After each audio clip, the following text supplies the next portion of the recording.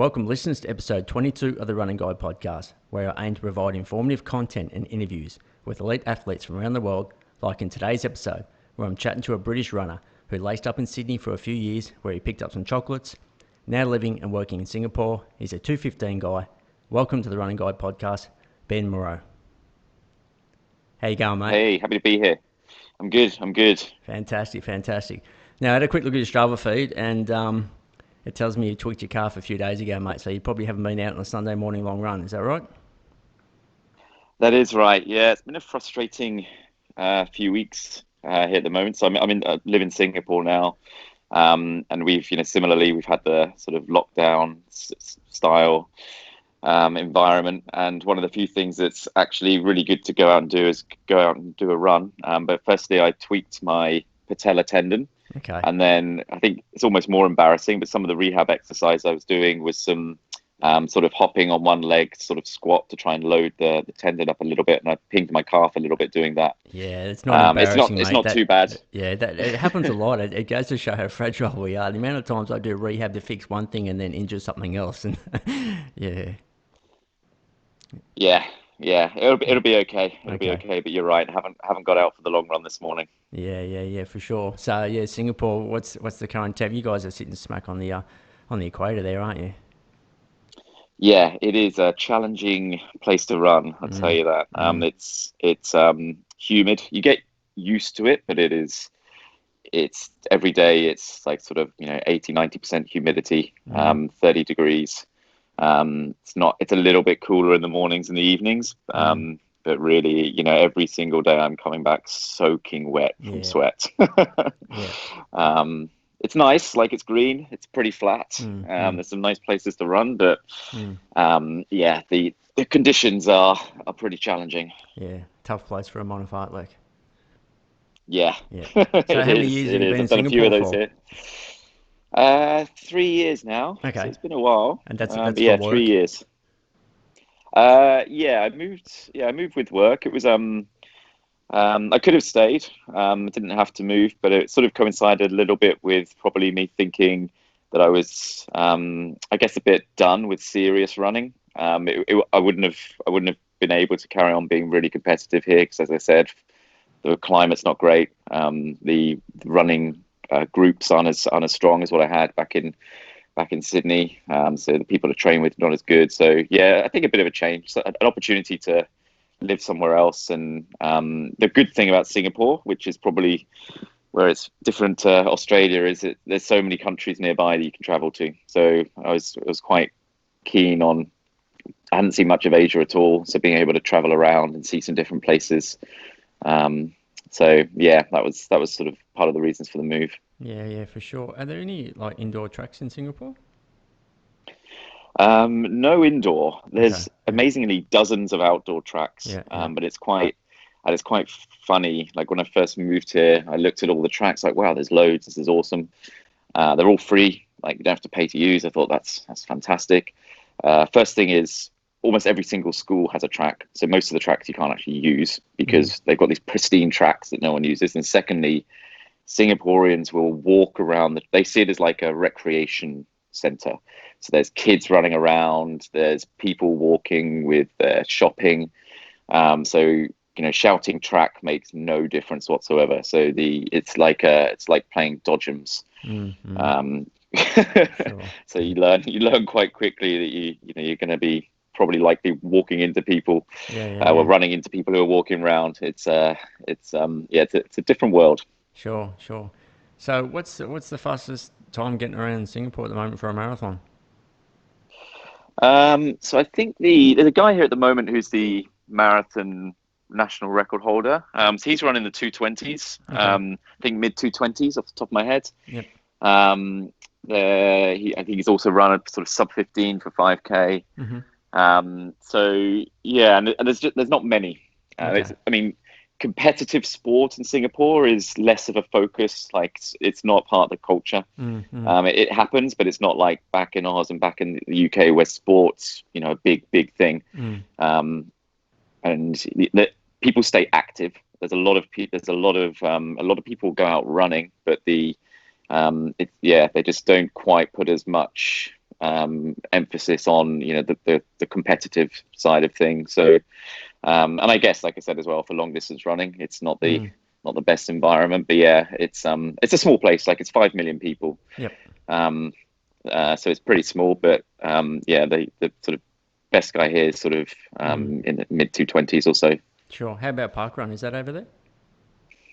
Yeah, there's two or three, I think. Okay. I've done a few of those. There's, I'm trying to think, the parkrun record, I think is, I'm going to say about 16. No, I think it's 15:30, 15:40, something like that. There was a Okay. while when I was trying to, I'm nowhere near as fit now as I was sort of obviously at my best, but there was a while where I sort of thought, oh, maybe I could Have a crack at have it. a crack at least trying to get the parkrun record. Yeah. And it's done by someone who came and visited. It's not Sure. someone that was living in Singapore. I think it was a European guy. I want to say like a Yeah. Yeah. Yeah. Swedish guy or someone that was obviously passing through Yeah. and Yeah. ran a reasonably strong time. Yeah. And do they start Um, earlier in the morning due to that sort of weather? yeah, they're Yeah. 7 a.m. 7. Yeah, Okay. Yeah. yeah. They get a good crowd. Like I think they're pretty, pretty good Yeah. participation. What, a couple of hundred or more? Yeah. Uh, Probably, yeah, about that. Yeah. Okay. About a couple of hundred, Yeah. probably maybe around the 100 to 200 mark. Yeah. Yeah. Yeah. So the work you're doing in Singapore now is that the work that you were doing in Sydney? So I work for the same company, Right. different job.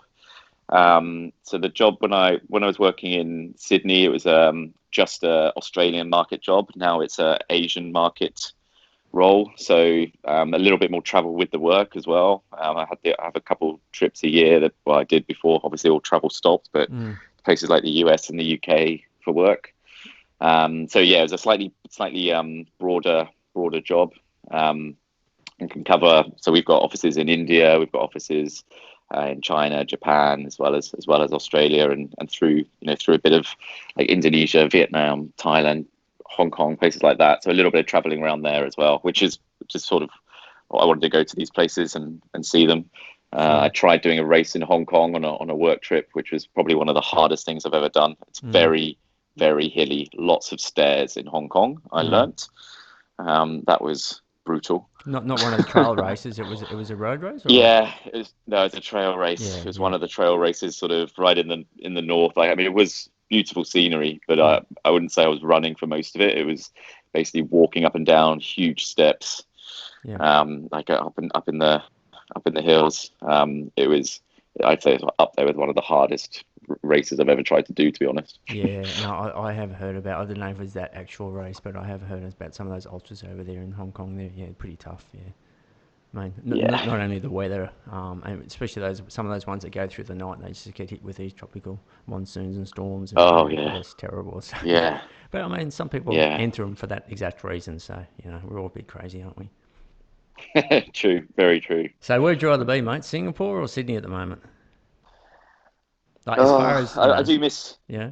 Yeah, I mean, I think Singapore's probably got things under control a little bit, better than maybe Sydney's looking at the moment Oh yeah, no, with I the don't, I don't, I don't coronavirus. mean the COVID. I just mean as far as You just mean the location. yeah, yeah. Like, Yeah, I I do miss mean, they Sydney. must I be do miss completely Sydney. different. Yeah, Yeah, they yeah, are. I mean, they're different types of life, I think. yeah, yeah, Singapore, I love the way you can travel. yeah, I yeah. love being able to. Okay, You can hop over for a weekend to these little islands in Malaysia, Indonesia. sure. Yeah, And that I love, and that sort of got to me a little bit in Sydney. Is that you can, I mean, Australia is great to travel around, but it's a long way from anywhere else. But I do okay. miss the city. Yeah, Yeah, yeah. We I better love quickly Sydney as cover a what city. what sort of work you're actually doing over there for the listeners who are interested. Yeah, sure. So I run the so I work for a I guess a company that helps like a credit bureau company. But I don't have a financial background at all. But I run their innovation product team. So we build new products. We've got sort of developers and data scientists and stuff. I guess a good example of some of the things we do is sort of in Indonesia, where it's really hard for a lot of people to get loans. There's not very well like strong credit history on people. We actually have learned that just the way that people use their phones is actually quite a good indicator of how reliable they'll be to pay back loans. So like the way you how the behavior, how you make calls, what sort of whether you use your phone through the night might be a good sign of whether you've got a job or not. These things. So we've actually, when people are applying for a loan now, we can actually give a score, a reliability on what someone's creditworthiness using their telephone behavior. So it's quite interesting. Okay.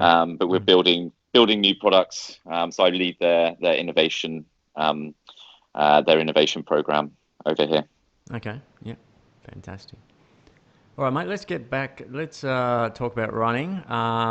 We're going to run through your PBs, and if you can just sort of fill in any of the deets around these performances, mate. That's sort of that you can remember. So I'll start with your 1500 meters there.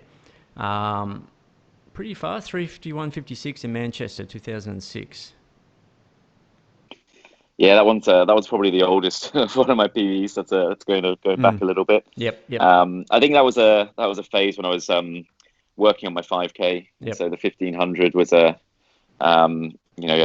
work on speed. Yep. It was in the UK. They have a thing called British Milers Clubs, which are awesome.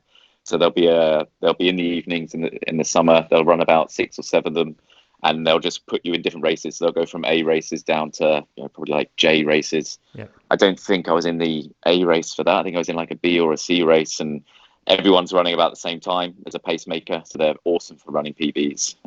Yep. So I remember, and in fact, I remember that night I ran a 10K PB on the track because they asked me to pace the 10,000 meters. I said I'd try and get them to 5K in 15 minutes. Got there, tried to step off the track, and I'm wearing my 1500 meter spikes as well. Like I remember loving them, the Night Zoom milers, and tried to step off the track. And my coach was like, "Oh, just carry on a bit, try and get them to 7K." So, all right. Tried to get them to 7K, still on for 30-minute pace. Tried again. He's like, just finish. I was like, oh, really don't want to do this, but I sort of carried on. I had to let them go past me because I couldn't quite hold it. But then sort of rallied a bit and ran, I think 30:06 for 10,000. I think that was the night that we sort of discovered as actually you're definitely a distance runner. Being able to back up a 1500 and run a 30-minute 10K an hour later. I think the 1500 put me about 80th in the country in rankings, and the 10K put me about 5th. And it's I think this is before I'd thought about marathons properly. And he's like, I think you're a distance guy. Okay, fair enough. Destiny, mate. It was all meant to happen. Yeah. Right, 3,000 metres in Sydney, 2012. You ran 8:02.96. Yeah, so that was just moved to Sydney. Sort of, I think part of a purple patch that was the New South Wales champs. Another guy in my group won it. I think he got just under 8. James Nipris got just under 8 minutes, I think. I was running really, really well at that time. So I think that was the Zatopek 10K was the focus of that. But it was a good race. Again, we had a group of us in Ken Green's group who were all trying to share the laps to run under 8 minutes. Jeff Hunt was still running well. You had Josh Wright that was in that group. I think maybe Jack Stapleton as well. So we're all there, and obviously we're racing it out and batting out between us as well. I think Jeff was just behind me. I wanted to get under 8. Just as is always hard in that 3K. That sort of 5th and 6th laps, I think I just lost a little bit, and then couldn't quite get under it. But I was happy to be able to run like PBs like that. I think it took about 7 or 8 seconds off my 3K PB at that time. So I was really happy with that. Fantastic. 5,000 metres, 14:04.69 down there at Albert Park in 2015 March. Yeah, I wanted to get under 14. I was happy to get a PB. Sure. I was running really, really well just before sort of New Year, and I picked up a bit of a hamstring tweak actually at another 5K in Tasmania. I think I ran sort of 14:10ish, which lost me a few weeks. But I was happy with that to be running 5K PBs when I was definitely a marathon guy at that time was good. But I really wanted to get under 14. It was a good race. I think I was probably sort of 6th or 7th or something. It was a really, really strong field. But yeah, it was just I was hanging on. I was a member of sort of like 3K, really, really hanging in, and then drifted off a little bit.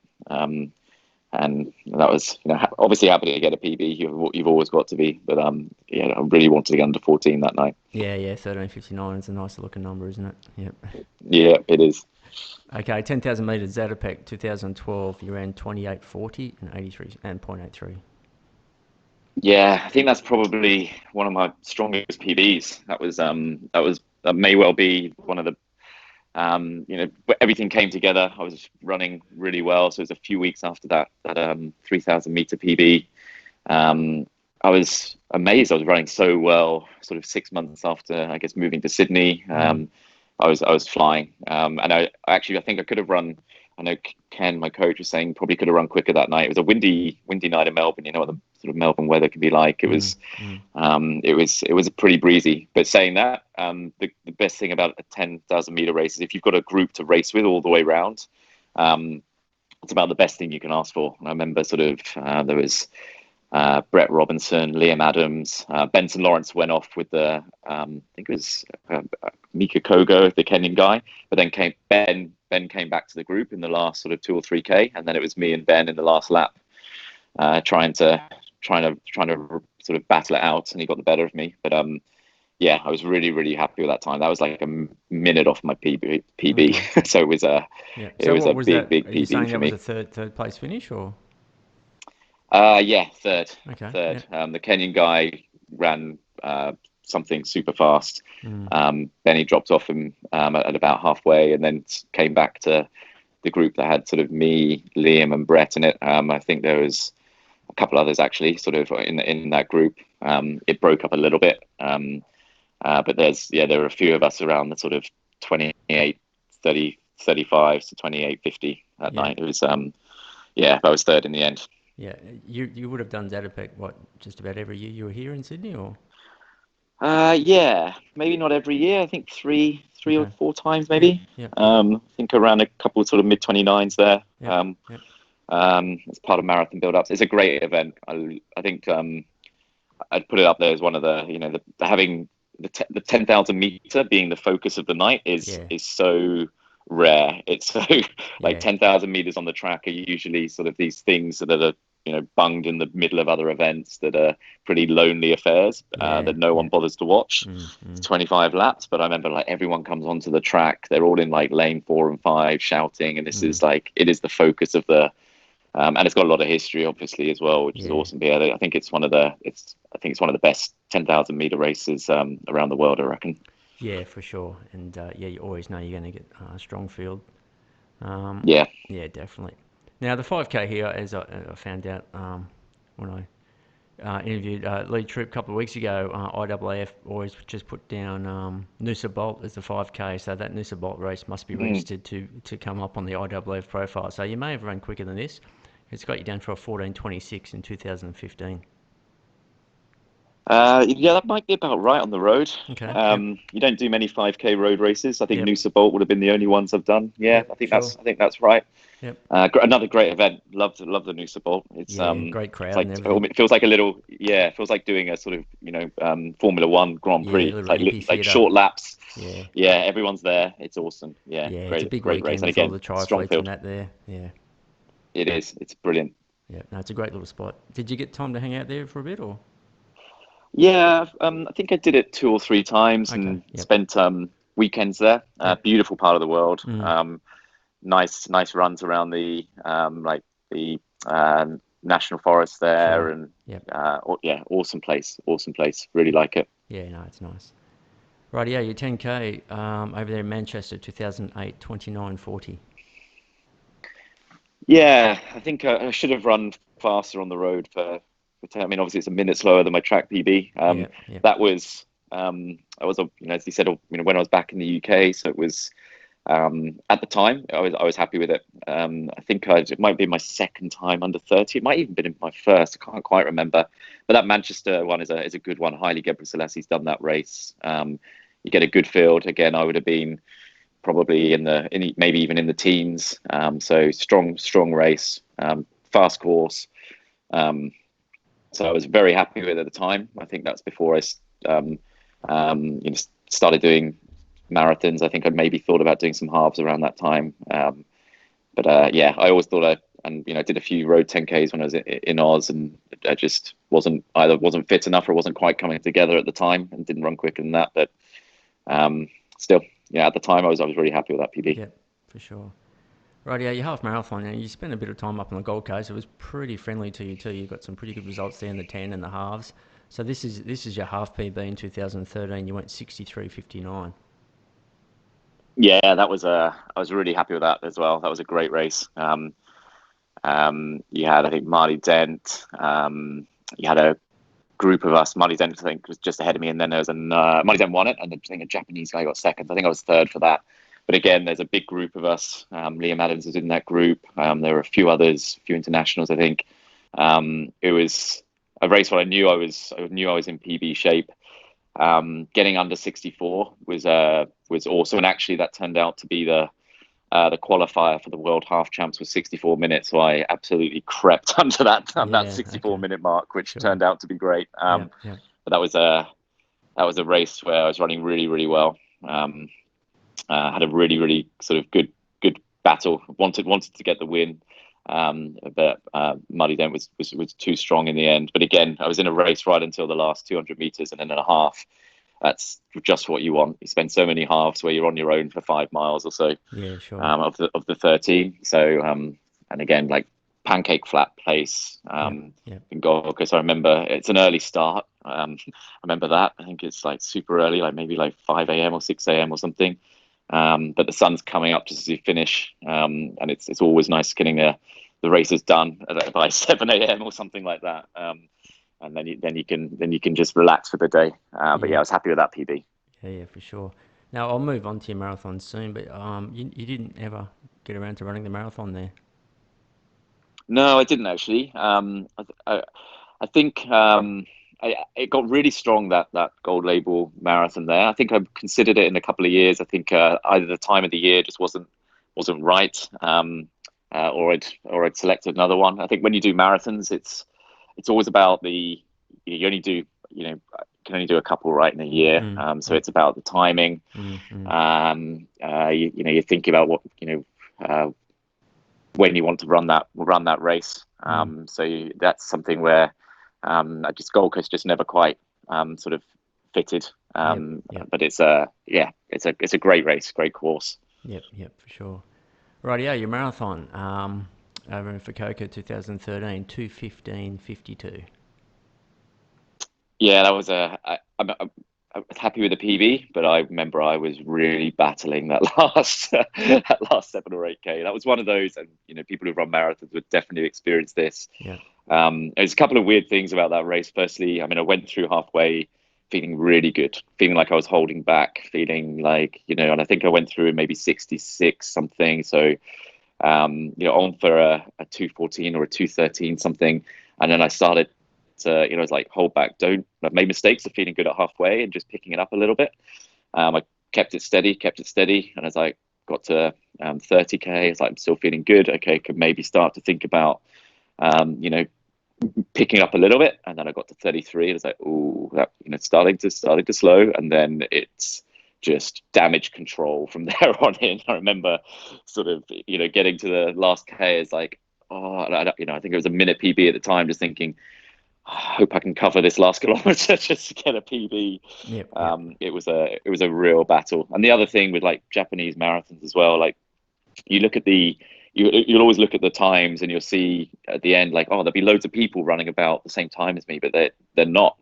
So like the whole race I was running solo because the Japanese go off at the front. Mm, So they're all mm. going off at 2:08 pace, or whatever the leaders are going off at. And then they're coming back, but you either go straight past them or you're just finishing with them. So it was one of those races where I just set off at my time that I wanted to run at, the PB pace, but I was running the whole thing Yep, basically solo. And yeah, I just remember that last few K being such a struggle. But still, it was a minute PB. That yep. was 2:15 I was gold, happy with that's it. all I right. think yeah, I always Yep. think I should have run faster. I think if you look Mm, at my 10K and my half times, Mm. Probably should have been a couple of minutes quicker over the marathon. I just didn't, so many things that can happen and either marathon was just not quite, maybe it was a bit not quite my distance. Maybe I was a bit Mm. better at the shorter stuff, or it just didn't get the perfect day. Either way, as I said, 2:15.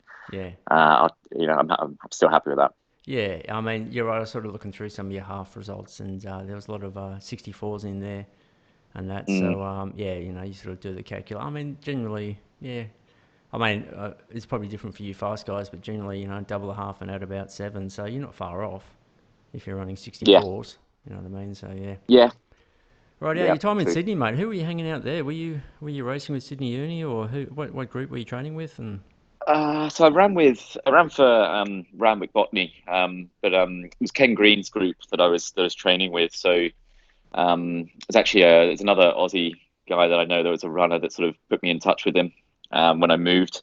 It was a weird time, sort of when I moved as well. It was just after 2012. I'd dropped out the London Olympic trial, London Marathon, and I moved with work. Had an opportunity to move. It was and I wasn't even sure if I was still going to run properly. I was mm, like, moving. Let's see how this goes. I was really unfit when I landed in Sydney in sort of middle of the year, sort of about May 2012 it was. So it's just after mm, London Marathon, but got in with this group, and it was one of the best things ever. Like it was a high quality group. The guys in it were great. You had sort of Jeff Hunt, Jeremy Roth, like I said, James Niparis, Brad Milosevic, and others. Like it was a big group. mm, Um, mm, and on any, I would train with them probably every Saturday and Sunday, and then a session with them in the week. mm. Um, Is that through and it Centennial Park? was Is that where you guys were training, or? yeah, Yeah. yeah, around Centennial Park. So we do that every Saturday and Sunday. So we do reps on the Saturdays. We'd either be doing hills or just running around the white fence, or grass loops, like loads of different types of sessions. It was Yeah. awesome for Centennial Yeah. Park was amazing for running.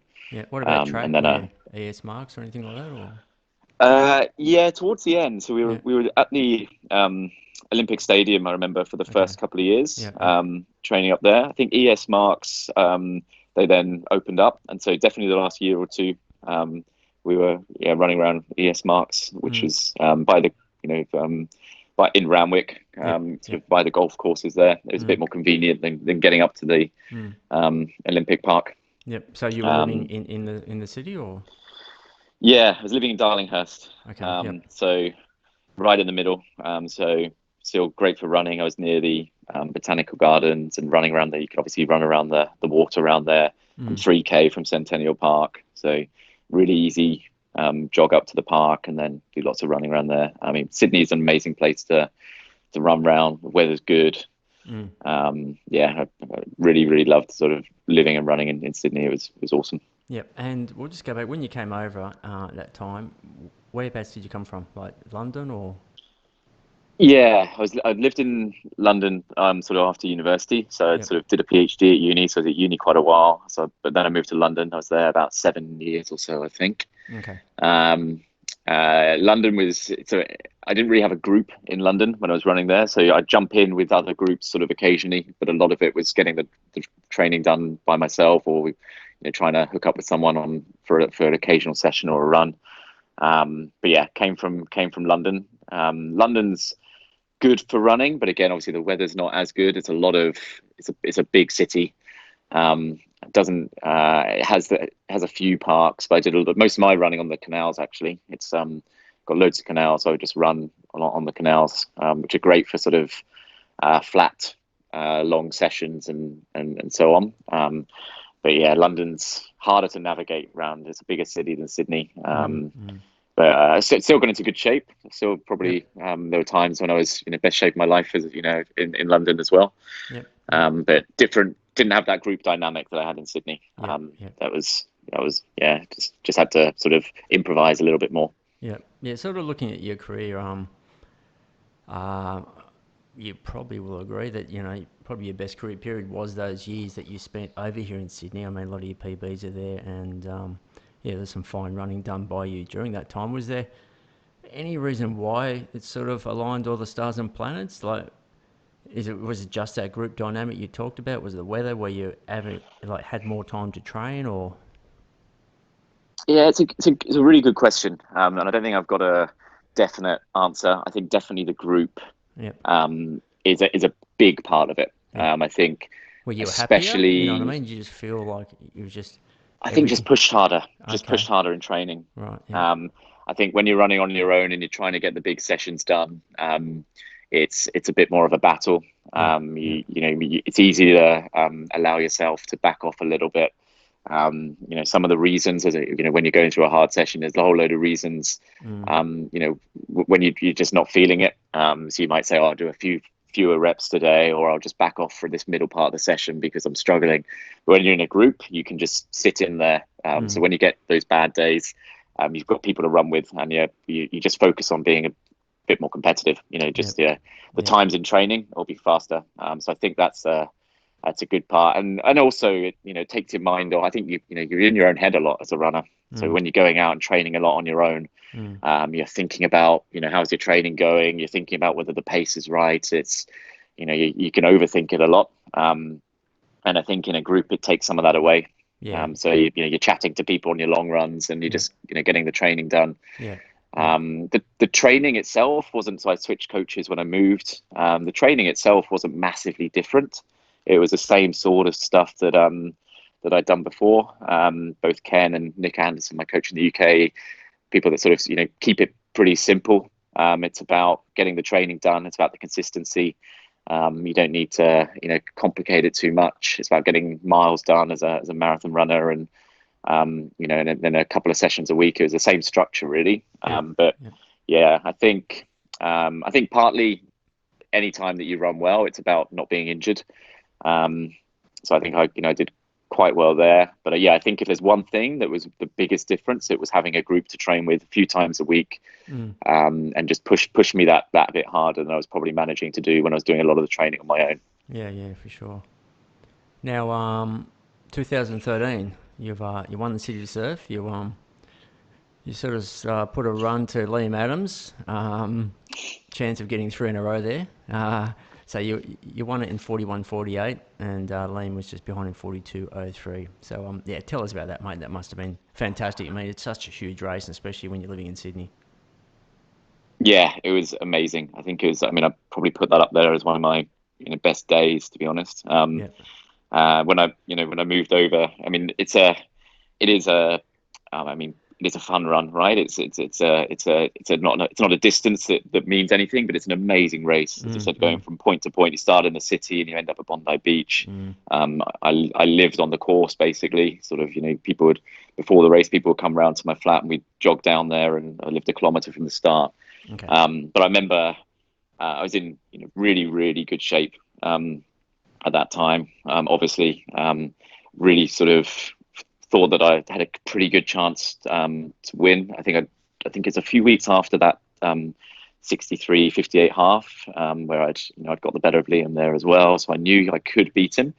I think it's I'd be the first to say that when he's in his best shape, he's a better runner than that. I think he was struggling with a big marathon load at that time, but he's even on an average day, he's a super strong guy to race against. And I just remember that sort of me and him were at the front pretty early, and it was going to be between the two of us.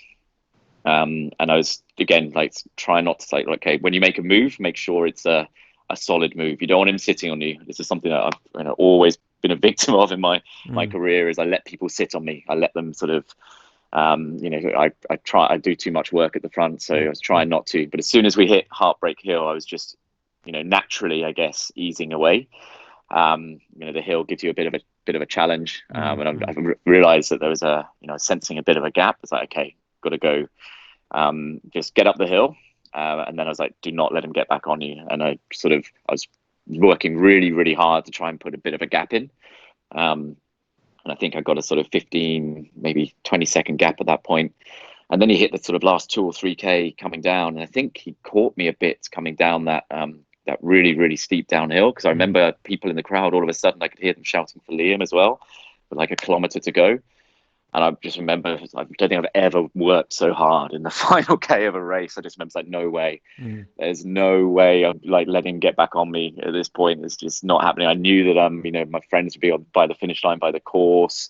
I was like, this is just like I've got to sort of not let him. I don't want this to come down to a sprint finish. I'm not great in a sprint finish. It's like just can't happen. So I remember when you get to that little turnaround with 400 to go, and I could just have a look, and I could say, okay, as you said, it was about 15 seconds or 10 seconds or so, I think, in the end. So it's like, I've got enough. But yeah, it was amazing. It's an amazing event. So like everyone's out to watch. I remember sort of had a bit of an impromptu party back at mine after that as well, which made the Monday going to work on a Monday a little bit harder. But yeah, I'd put that up there with one of my most memorable races. Definitely, I didn't win many big events, so that's to get a win there was it's fantastic. Yeah, I loved it. Yeah. What did you pick up for that win? So that one was business class flights to South America, which was awesome. So I went to Okay. Bolivia. Yeah, right. Yeah. So I know that they don't give cash. Well, they didn't Mm. to the winners, so it'd be sponsors. So it was a South American airline. Can't remember the name of it now, actually. I think it might have been LATAM that put up the first prize, and it was business class flights, which is a pretty good prize. So it ended up going to Bolivia and I think Chile or something the following year. So yeah, pretty decent prize. I think it can be a little bit hit and miss. I think some years are better than others for the for the prize there, but that was a good one. Yeah, definitely. It's good to get your name on that honor roll, mate. There's some champions Yeah, on that roll, mate. Yeah, absolutely. Yeah, definitely. I remember people actually sort of saying, "Go for the course record. Go for the course record." I know that course record is very safe. Yeah, it's I pretty think tough. Mona had it at the time. I think Harry's got it since, but Mona had it. It's like there's no way I'm touching whatever 40 minutes. It's not Yeah. happening. Yeah, no, But yeah, Harry didn't. He missed out by 2 seconds. It was a bit. did he? Yeah, Yeah. It was a bit on off whether he had it, whether he didn't. It was about gun time and start time and all the rest of it. But that's right. I remember now. That's right. yeah. So they gave him 40.05, but I reckon Harry will fire up and come back and get that. Yeah, for sure. Mm. All right. Now, was your first big city marathon, like I'm obviously just going off IAAF, but they got you down there in Amsterdam 2008. You ran 2:20, 2:38. Was that actually your first marathon? It was. Yeah, Okay. it's the first marathon. So I did a couple in Europe. It was a decent first marathon, I think. At the time, I wasn't running as well. I wasn't as strong as I got later on. And I found the training load for the first marathon or couple marathons hard. Mm, So I think I was still adapting to being able to cope with marathon training. I mm, remember always being tired. Everything just felt like I was really sort of battling through it. And when I mm, got stronger as a marathon runner later, I could mm, cope with the training. And mm, obviously, you get tired days where you're just knackered. But mm, a lot of the time, it also felt like it was reasonably comfortable, and I mm, could deal with it. But yeah, mm, the first one was in Amsterdam. I think I was aiming for about 2:20. I think I went through in 70 and and tried to, felt okay. Thought I'd pick it up and then was battling. So I remember I probably lost, 2 or 3 minutes in the last 10K. mm, But it's, chose Amsterdam. It's dead flat, obviously. It's mm. famous for being flat. It's a pretty good race to do. But yeah, my memories of Amsterdam are just that last few K, just sort of saying, okay, just finish now. Just got to get a time on the board. I Yep. learned from that race that the marathon's all about that last sort of 5 to 10K, Yep. and you can go through halfway feeling pretty good, but Yep. it can come out of nowhere. It's a Sure. different sort of fatigue that look in any other race you sort of know if you're going a bit too hard. You can sense if you're going to be able to hold it or not. Yeah. In a Yeah. marathon you can't. You think you're going to be comfortable, you think you're feeling great, you can hold it. There's something can just, and it happens quickly when it Yeah. happens as well, so that Yeah. you're always got to be even more conservative than you think you need to be, to because that last 5-10K, a lot can go wrong. And Amsterdam, it wasn't like it went really wrong, but yeah, I lost a couple of minutes there. Yeah. Yeah. Now, when you said you found it tough stepping up doing the marathons with that sort of fatigue, that residual fatigue that you carry throughout the days and the weeks, did you start running doubles or you just increased your mileage or what was it that Was it, had you always run doubles, or was the fact that you started to run doubles, or what was it? Just the increased mileage? Yeah, increased mileage. Yeah, I've been doing doubles for a while. yeah, So it wasn't so much that, but I think it was the extra miles and I guess the runs are longer. yeah, yeah, So the longer runs on a Sunday, the longer sessions. So instead of doing, 6 times a K, it was like, right, we're going to do 4 times 10 minutes, these sort of things. yeah, yeah. Okay. Um, Yeah. I mean, I was still working, so I was always working and running. So I was sort of running into work or, running in and home from work. Um, but the working day wasn't that long. It's not like I was working really long hours. But Mm, yeah, I think it was that extra mileage. And I guess I was probably trying to do 100-mile weeks. mm, It was 160 Ks a week. mm. And I'd probably move that up from sort of 75, 80. Okay. Um, Yeah. so it's a sort of another sort of that's miles a week, sorry. So yeah, up from about 130, 140 Ks a week to about 160, Yep. the odd 170. So Mm. it was just that extra mileage felt, and I was in my sort of mid to late 20s, I guess. Then it was just it took a couple of those cycles of marathon Mm. training before Yep. I could really cope with it. Yep. Yeah. Yep. Following year off to Florence, 2:21:14, 2009. Yeah, I mean, similar story. I think Mm. I was it was one of those where you thought I should run a little bit quicker. Florence, to be honest, I remember really little of that rate. In fact, the one thing I remember is just I guess a slightly embarrassing thing about it is that I remember they were holding us for ages on the day. So Mm. it was raining at the start, and they're holding it. So I'm just drinking water nervously. So I'm Mm. just keep drinking water, keep drinking water. You always get when you're warming up for a race, you're sipping water all the time. So I'm just Mm. sipping this water, waiting for. I can't remember why the start was delayed.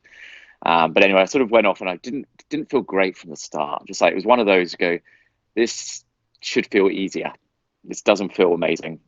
But I think the only thing of note, really, I mean, it was a PB, but it should have been a more significant PB. But I think the only thing of note is because I've been drinking so much damn water before the race. I got about 10 minutes in, it's like I really need the toilet, Mm. but Mm. I'm not going to stop. I can't stop for a minute, so I was like, I guess I'm just going to let it go while I run. Then Sure. so it's Yeah. just like it's It's not raining easy. It's anyway. not easy to do.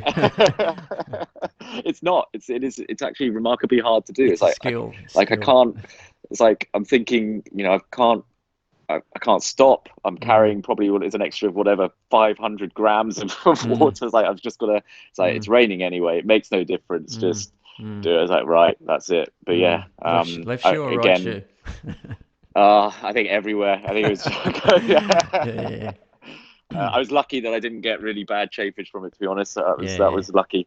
yeah. I'd obviously Vaselined up well, Sure. but Yep. yeah, it was a PB. But it was one of those. I go, Yeah. you know, unremarkable race. Didn't feel great. Didn't Yep. come together for me. Mm. Um, and then sort of finished and was like, right, bit annoying. On to the Yep. next one. Yep. Yep. Yep. Which was 2010, and yeah, nice big jump here. You're a 2:16 boy. So 2010 London, 11th place, 2:16:46. So that must have been huge. Yeah, and I think it was huge.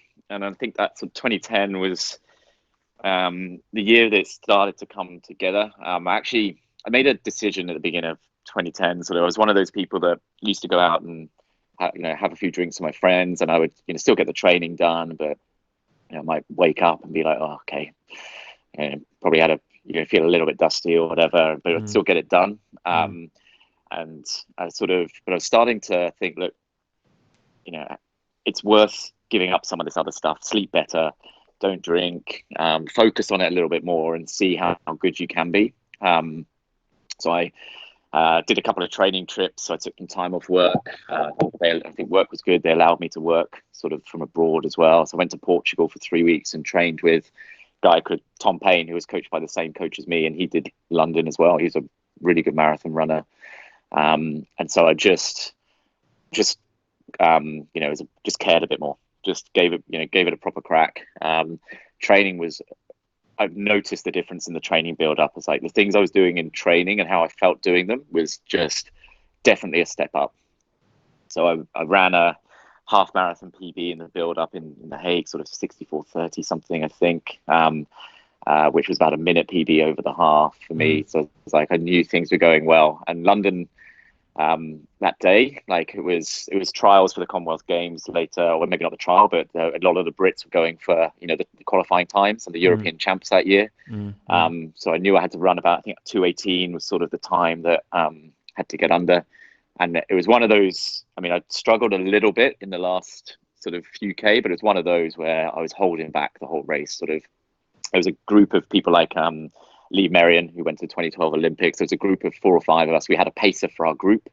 The good thing about being British and doing London is obviously the good guys are going off and running. The elites are going off and running 2:03s, 2:04s there. But they've got pacers for some of the British groups that matter. So we've got a couple of pacers going at, I think we asked for 2:16 pace or something, 2:17 pace, something like that. And he just sat there, and I remember getting to 10 miles halfway. It's like, this feels so easy. Mm. But still was trying to hold back. Got to 20, so about 20 miles, and then started to pull away from the group I was in. It's like, now I'm gonna, this still feels good. I'm gonna go now. And it was again one of those where you feel great, and then all of a sudden, about 35K out of nowhere, it's like, oh, okay, struggling a little bit, but held on pretty well. Yeah. And I think I was second Brit that day, which meant I qualified for the European champs, so which Yeah. was my first Great Britain. I was one of those people that wasn't great as a junior, and got a lot better as I got older.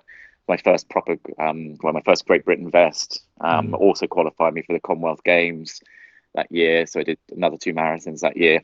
Yeah. That was like a real big step. Yeah, European Championships Barcelona, like I said, 2:27:08. And yeah, Delhi Com Games 2:24:34, finishing 11th. So Yeah, I mean, they were they would have battles. been hot days. Yeah, I remember. I think Barcelona, just as you said, 2:27, and it was like a battlefield out there. I Mm. remember. I mean, I picked up places in the second half. I went through halfway in 70, and I was struggling from then on. Like I Mm. remember, like it wasn't long after going through halfway that I started to feel like, okay, it's just get round this. But I was picking up places. It was so hot. It started at about 10 a.m., 11 a.m. because Spanish don't like to get up early. So it started early. I started like close to midday. It was roasting hot in, I think, August, something like that. And I remember that was probably the hardest experience I've had. I was just trying to finish. I know it was so hard that I was out of being competitive. I was just like, I was counting to pass time in my head. It's like, I've just got to finish. I'll have a decent position if I finish. I think I was in the 20s, 22nd, I think, something like that. But I think I went through. No, it's a big field, the European champs. There would have been probably 100 or so in the race. I think you can have, and you could actually have 5 or 6 per country. So there was a team event to it as well. So Britain had 4 or 5 in the race. I think we had 4. So yeah, it was a big field, but I just remember it being so hot, and that second half, and then then Delhi again, similar. So I remember, in the lead up, people saying, there might not even be, there might not even be 10 finishes in the race for Delhi. It started at least it started at a decent time. It started pretty early, 6 a.m., something like that, but it was hot. And Delhi was, I think, one of the weirdest experiences I've ever had in a race. It's just like it's a champs, right? So you think Commonwealth Games, huge championships, but Delhi had its issues in the build up. There were people saying whether the village is going to be ready or whatever, and people were getting Delhi belly, so people were getting food sickness. So the UK held their training camp in Qatar, which is not suited for distance runners. I mean, Qatar, it's in the middle of the Middle East. So I remember sort of saying, I could barely run. I could barely run there. Like, you had to run in the evenings. It was just horrible. So part of it was to adapt to the temperature, but it was too hot. It didn't really matter in the week for a build up to a race. So I was just getting easy runs done. Couldn't do much more than that. Because it was just horrible to run around. There was one little park that we could actually run, because the rest of it was just on the roads and pavements. And then so they flew us in at the last minute, and the marathon was on the last day of the games. So we got there late. I was in the village for 2 days. no spectators for the race. They were worried about security. So the race itself was like 25 of us just running up and down a road, no one watching, boiling Mm, hot. mm, And it was like an out and back course. So you would just see your competitors running back and forth, and then it would yeah. just stop. It didn't finish in the stadium. It just stopped on a line in the road. I remember Oh seeing no. monkeys on the course, stray dogs. I Yeah. was like, it was Mm, just so it was underwhelming. Like, when you yeah. think, Yeah. the European champs was a big champs. Commonwealth Games feels like a bigger thing. Yeah. I just remember sort of finishing the race, no one there. It was the Mm, last day, so we all flew home that night. Didn't really get to enjoy the experience almost too much. I remember the village had run out of alcohol, so we got back and we're just like, well, we just sit around until we fly home later tonight. Really weird, mm, really, really weird. But yeah, another mm, hot one, as you said, 224. I mm, think mm. actually that was dead even for me. I think I ran 72, 72. Okay. So I was super conservative. Yeah. But the second half was still really hard. Yeah. Yeah. It was, yeah, two hot marathons that year. Obviously, it was amazing to get the British vest. That was Yeah. a huge thing for me. For But they sure. were yeah they were hard races. Yeah. Yeah. Now, there's no marathon results down here for 2011 and 12. Now, obviously, with London having the Olympics in 12, what's the story behind that? Yeah, there is a story. It's a good Okay. question. I Yeah. did start the London Marathon in 2012. I did not finish it. Okay. Um, it's an interesting one actually. So with it being Olympic year, obviously it was in UK that year. Um, I it's like, okay, I've got a chance. I'd run 216 in 2010. In 2011, I actually was in amazing shape, but got injured. So I was in training. I was doing, big marathon training runs. It's better than I'd done before, but got injured. So that was why there was nothing then. And then in 2012, so I took loads of time off work to actually train properly for it. So I went to Kenya, did a month there. I did another 3 weeks or 2 weeks in Portugal. So I was again trying to go to that next step. I was trying to Mm, train that a little bit harder, do mm, that little bit more. Um, and to be honest, it's a weird one. Like I think I learned that I couldn't be a professional athlete. The amount when all you have to focus on, and I was about to move to Australia, so I didn't have a job at this time. I just stopped work. When the only thing I had to focus on was running, it just didn't work for me. mm, Like going into the actual race. I'd had a decent build up. I don't think it wasn't as good as I thought it should be, but I'd done the training. Um, but I remember sort of, almost I got a small injury, and I was actually at the time it happened. I was like, oh, I hope this means I don't have to do London. Like that was my initial mm, thing that went in my head, which is weird, right? mm, I put so much pressure on, or there'd been so much focus on just doing this that it was mentally I was finding it hard. Um, and the actual race itself, it just didn't happen. Like mm, I would have to have run a PB. I'd have to run probably 213, 214. They'd set a qualifying time of 212, but I thought that they might take people that didn't get the qualifying time because no one was going to get it in the UK at that time, yeah. Yeah. or very, very few. I think maybe one guy got it. Scott Overall might have got it, I think. But they did take 213, 214 guys. So I was trying to run a PB, but I just remember not feeling it on the day. I got to 10K and I was already starting to know that this pace wasn't going to work out for me. Got to halfway and then basically got to 30K and sort of had a bit of a tantrum, stopped, Yeah. got off the course, walked back to the hotel, Mm, and that was it. But yeah, it was okay. a bit of a weird Yeah. time. I don't know if it was the mental side of it, whether it's just one of those things that wasn't building up. But yeah, it was Yeah. my only marathon DNF. Yeah. Um, So it that was pressure that you were talking about, you said, you got that injury and you felt that, or sort of like, it may be a good thing because then you don't actually have to go and race. That pressure, was that pressure that you felt you'd put on yourself, or pressure of expectations because you'd pretty much trained full time, done the Kenyan gig, that people were expecting more from you, or I think it was all from me. So I yeah. think it wasn't.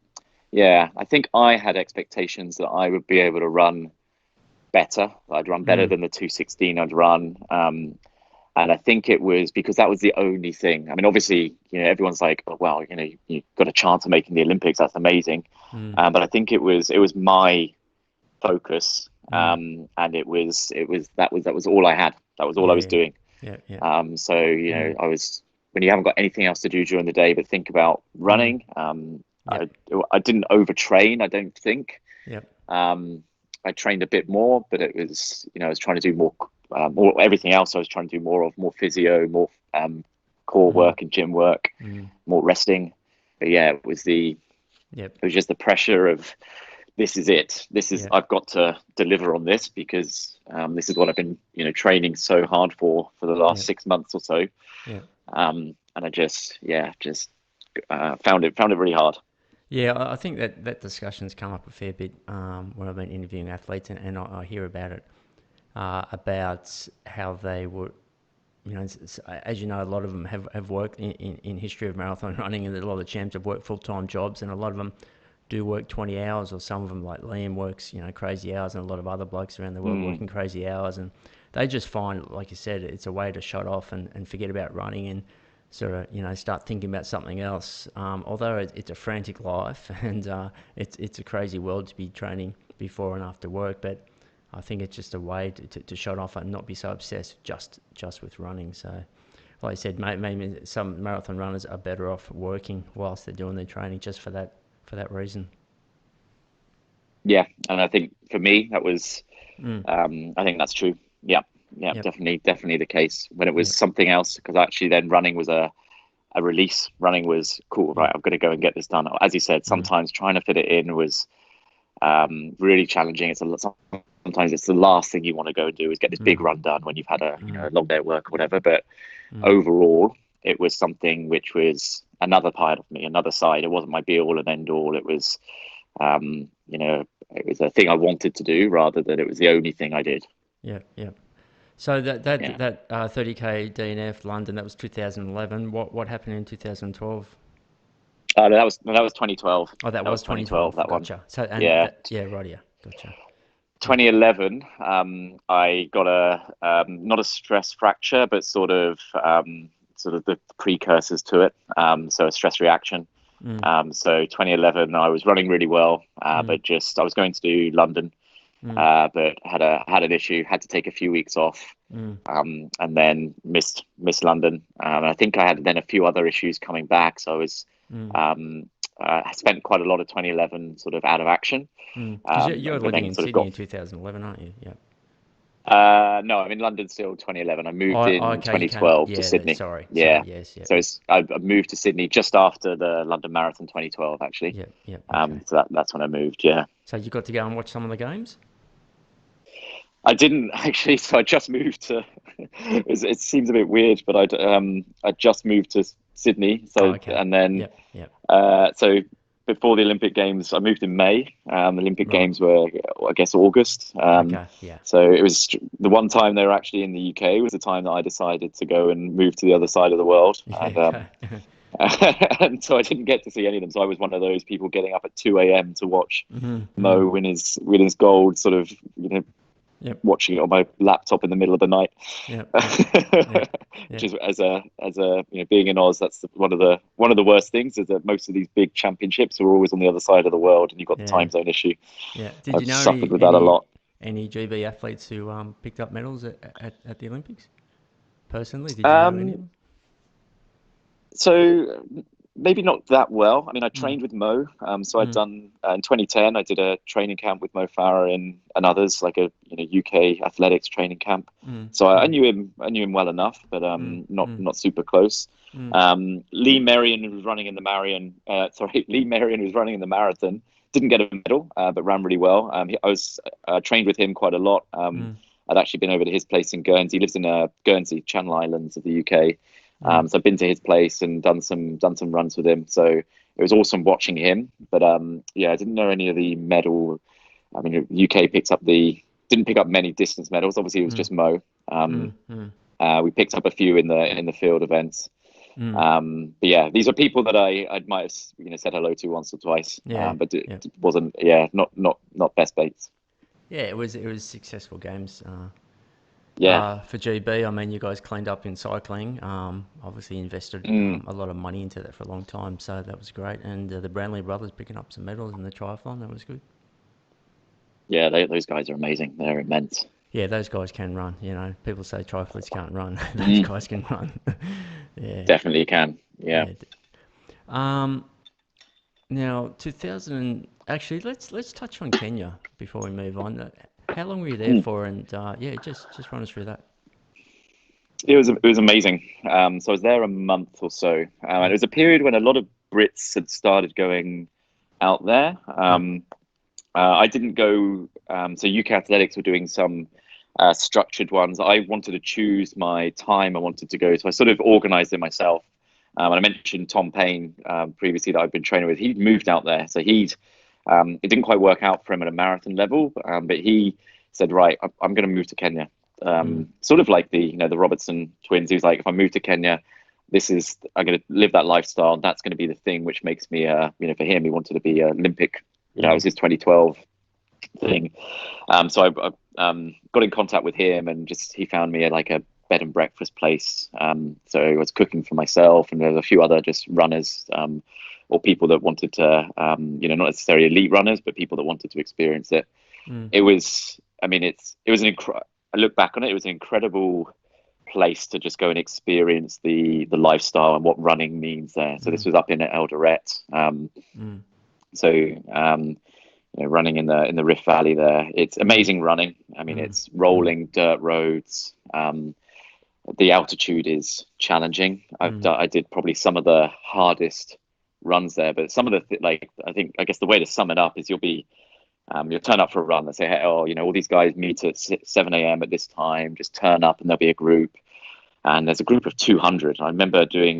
They do this fartlek session, um, and it's chaos. Like there's mm, 200 of them. They're all going nuts. I remember just sort of sitting at the back. It's altitude. I'm trying to take things easy, and it's just going absolutely mental. But then people will be dropping out. So because they're trying to prove themselves, they all want to be at the front. So mm, know, after a while, I'm sort of moving through. There's people stepping off at the sides, but I'm still like I look up and there's 80 people in front of me, and these are mm, just this is just a selection of some of the runners they had. There's still 80 guys ahead of me running this fartlek, and it was like 2 minutes on, I think 1 minute off, and I got to and it's for an hour, so we're supposed to mm. do an hour of it. I remember getting to about 35 minutes, and I was like, well, now I'm just running. Like I can't do hard and like on or off. Yep. It's hilly. I'm Mm, I'm just trying to run to the end now. So I was just running, I guess, hard. And that I remember like curling up on the sofa after that run and just sort of, with a blanket on just to try and recover from that. mm, But yeah, it it was an amazing experience. Like it's mm, just seeing the way they live their life, just seeing what running means. No one goes for a jog. Everyone is an elite runner. mm, You go to the track, and there's you know 50 people on the track running incredible sessions. Um, and it's beautiful. Like you're in the top of a mm. mountain valley, just Mm. running in the countryside. Is that Um, just a dirt track and they're running in bare feet, or they're yeah, wearing shoes, or? a mix. Yeah, it could be Yeah. bare feet, could be shoes. Most of them have got shoes, but yeah, I mean, there's Yeah. but also there'll be someone who will start running next to you and they're wearing shirt and trousers and Mm. black shoes. Yeah. Yeah. Like there'll Yeah. just be someone who's like, oh, you're running, I'm just going to run with you. It's Yeah. which Yeah. is at the time is like it's a bit of a hit to the ego. Like Yeah. you Yeah. think you're an actual proper runner, and some Yeah. random guy on the Yeah. street is just as good. 64 second um, 400s. Yeah. yeah, exactly, Yeah. Yeah. exactly right. But yeah, it was awesome. I never really worked out if altitude worked for me or Yeah. not. Mm. I Mm. did altitude a couple of times. I mean, I did Falls Creek a couple of times as well, which is not really sort of high altitude. It's sort of mid. Yeah. But I never did it for more than 3 or 4 weeks at a time. But I wasn't one of those people that I came down to sea level and I ran an immediate PB. So I wasn't sure if it worked for me. I think Yeah. for me, the jury's still out if altitude was a good thing or not, Mm. or whether I did it right or Mm. not sure. But I mean, But I you're think, only there for 4 weeks total. Is that right? yeah. Yeah. So that's all I could really Yeah, yeah, okay. afford Because wouldn't it, I thought, I mean, to you would do. know more than me, wouldn't it take a couple of weeks to even start to acclimatise to it before you got some benefit, or? For me, I could do the first three or first few days. You just Yeah, have to run super easy. So yeah, yeah, you're yeah, jogging. yeah, You can do. I think after about a week, maybe sort of 5 to 7 days, you can start to put in some harder running. yeah, But I mean, you're right. It takes a while to. You're still acclimatizing. So yeah, I think after about 5 days, you can do a normal training yeah, load. yeah, yeah, Um, but you're still, yeah, the altitude is still hard. And yeah, yeah, doing, I think, a big, easy mistake to make on any training camp is you train too hard. Your easy days aren't easy enough. yeah, yeah, So there's always that. And then when you throw in altitude, yeah, and it was mm, really hilly as well, like so, it's hard, I think, in Kenya to do the easy runs yeah, because even when you do a 40-minute jog or your second run or whatever, you're still at altitude. You're mm. still going up and down hills. What Like, does Eldoret it's sit at? About 2300 meters, or? yeah, it's about that. Yeah, Yeah, yeah, yeah. So it's somewhere around the sort of I think that's exactly right. I think it's around there. So it's not incredibly high. I also did altitude in Ethiopia, and at some right. point got to 3,000 meters. Okay, yeah, yeah, Yeah, I did a run there with Haile and Bikili just coming the other way, like in the middle of nowhere. yeah, okay. Just doing this run, you just see these two guys coming towards it. Oh, that's Haile Gebrselassie and Kenny Bikili just out for a run. Wow, that's insane. Amazing. You didn't want to Um, turn around and chase yeah, them. wouldn't have been worth me trying, that's for sure. Yeah, yeah, sure. Yeah. No, that would have been an incredible sight. But I think, yeah, it was. But yeah, I mean, Kenya's sort of 2-2-2-3 at Yeah, yeah, Eldoret. It was at yeah, its end. yeah, It's enough that you notice it. You yeah, definitely notice it. yeah, yeah. Sure. But not so high that you can't get the Yeah, faster stuff done. yeah. And what's the? How do you go with food there? I mean, what are you guys normally eating while you're there? Do you try to eat what the Kenyans are eating, or are there places where you can go and get something Yeah. more sort of Western type food, or yeah, what's the story? That's interesting because as I said, we're sort of cooking for ourselves in this place, and there's not. It's pretty basic there. So we were trying to bake our own bread, which wasn't always great. The Mm, electricity would just turn off all the time, and everything like all the cooking stuff required electricity. yeah, So it'd be like, okay. So we would like go to the market and you get a chicken, and it's you just like right, we're gonna try and roast this chicken.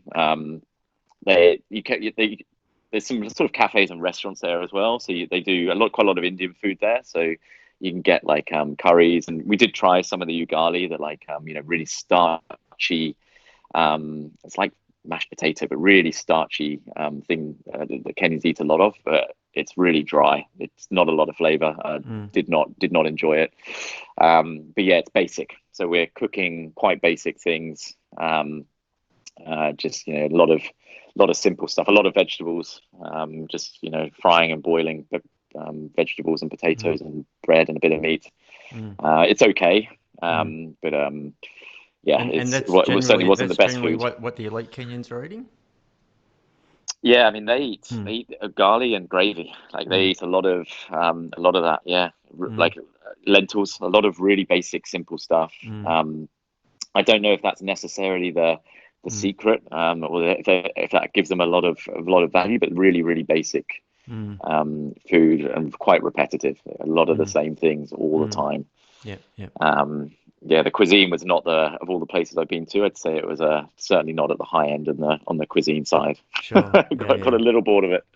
Yeah, I mean, because obviously they're punching out the training, so they've got to be getting the Mm, nutrition in and the calories in. So, mm, yeah, yeah, yeah, they definitely are.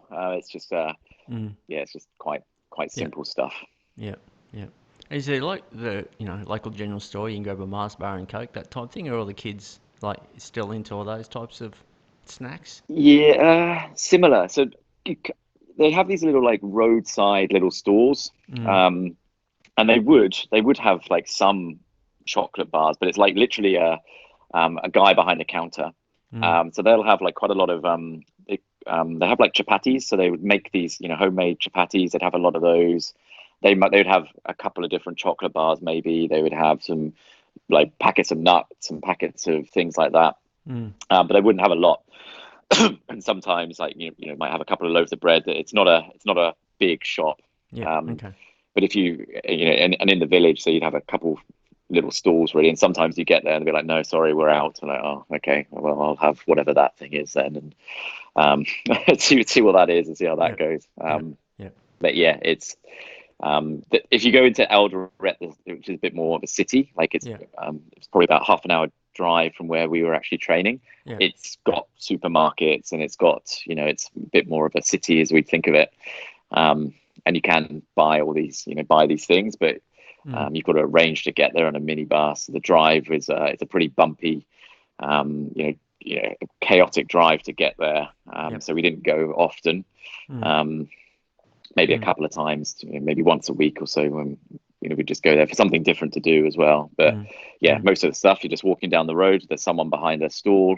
You point at something they have, and that'd be it. Yep. But the basic stuff is great as well. Like Yep. you just get Yep. used to life is slow. Like Sure. there's not a lot to do. There's not a lot going on. Mm. You get used to running, resting, reading books, and Mm. going for walks, and even like the thing just going to the cafe for a coffee becomes your thing for the day. Like, right, Yep. let's break up the day and we'll go for a walk and get a coffee. Mm. Coffee's all right, mate. It's Drinkable. Yeah, the coffee was drinkable. I mean, it's not Australia standards. Mm. That's for sure. I think getting a flat white piccolo would be a struggle. Yep. Yep. But I mean, they grow a lot of coffee beans in Kenya, so the Yep. the Yep. black coffee as they sort of cook it there was pretty Yep. good. Knock your head off a bit. Yeah. Okay. Yep. Yeah, All right, mate. Let's get back to your marathon career. 2013, a couple of races over there in Japan, starting off in Beppu. Is that how it's pronounced, Beppu? Yeah. In yep, February, that's right. 2:16:54. So we'll start with that one, and then you moved on to Fukuoka again, where you ran your PB 2:12:52. So let's start with Feb race 2:16:54. Yeah, Beppu was. I had mixed views, mixed sort of feelings about Beppu. I mean, it was close to my PB at the time, so it was only 8 seconds off my PB. In some ways, I was happy because after 2010, I ran my PB. Then I ran those two really hot championships where time was out the window. Spoke about 2011 when I was injured. 2012, I was didn't finish.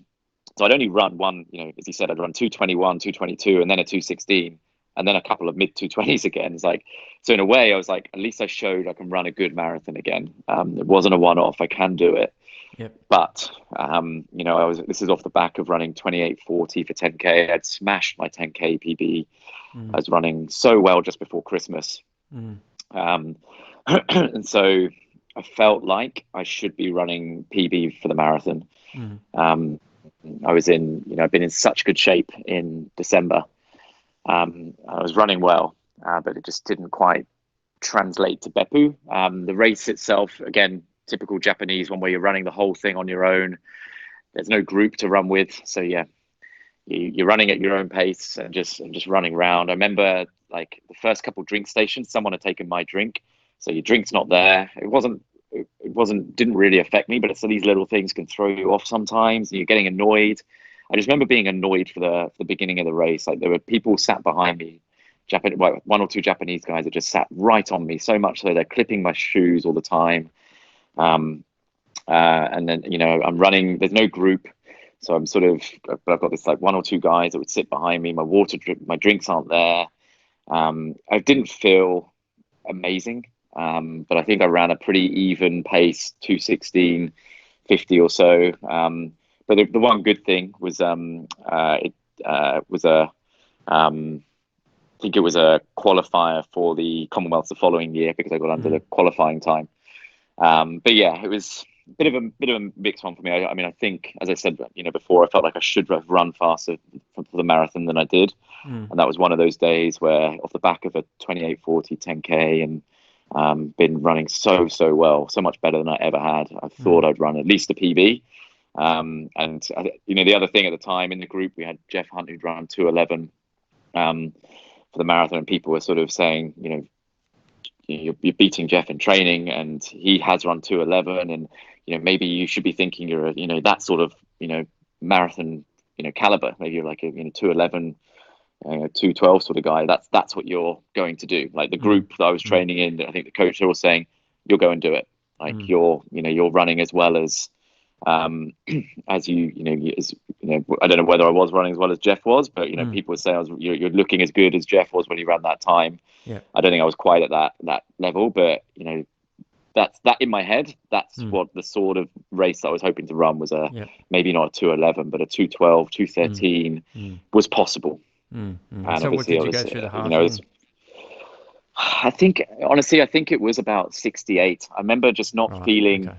Yeah. So I didn't go for it, but I remember not looking at my watch and then looked at 5K. I was like, oh, is that only the pace we're running? I thought we'd be running a lot quicker than that.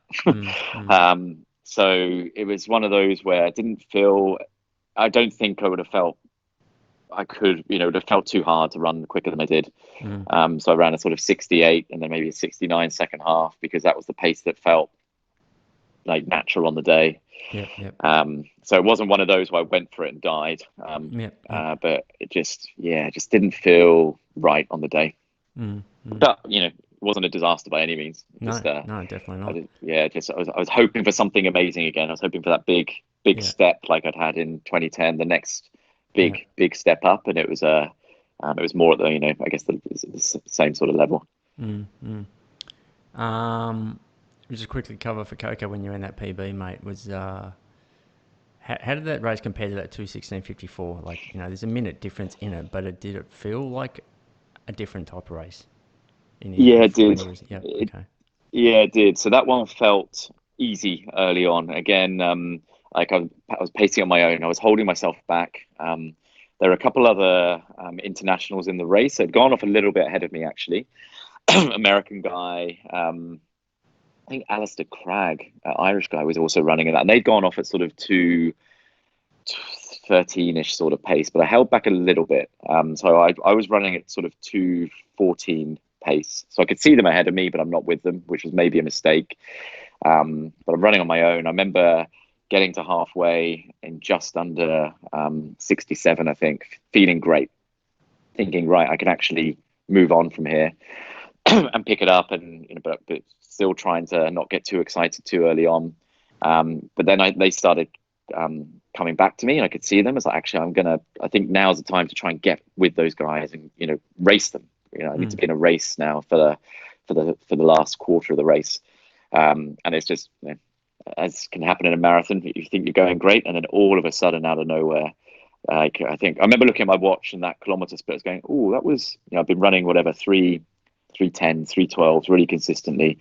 Okay, and that was like a 3:20. I was like, okay, it's all right, don't panic. And then it was like a 3:28. Like, okay. Everything hurt.